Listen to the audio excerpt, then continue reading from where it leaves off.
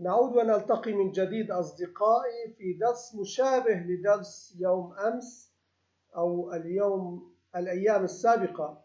كان لدينا تحسس بأن الإدخال يجب أن يكون بعدد خانات. اليوم التحسس هو بمساعدة الفيجوال بيزك.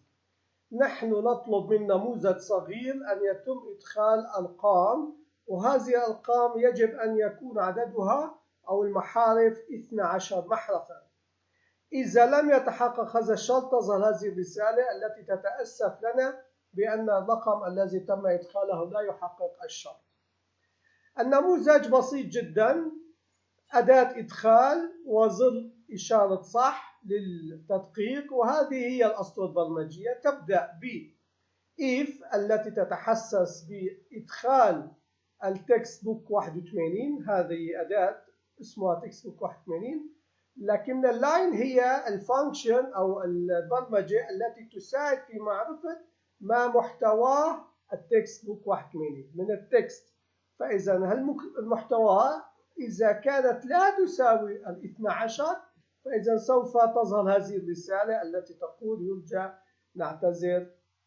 وإذا تحقق الشرط يتم إدخال ما تم تسجيله في الخلية A1. برمجية بسيطة جدا لكنها مهمة.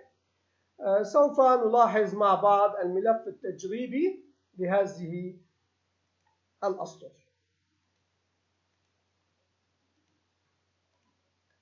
سوف نلاحظ الملف التجريبي لهذه الأسطر. عندما نطلب من F5 نلاحظ هذا هو الرقم. إذا تم تسجيل فقط 777 سوف تظهر هذه الرسالة.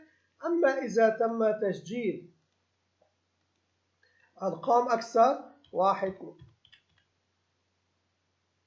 5 أرقام 6 7 8 9 10 11 12 فإذا وعندما نضغط نلاحظ برمجيا حصلنا على الناتج في الأيوة. شكرا لمتابعتكم. نلتقي غدا إن شاء الله في برمجية جديدة ومفيدة.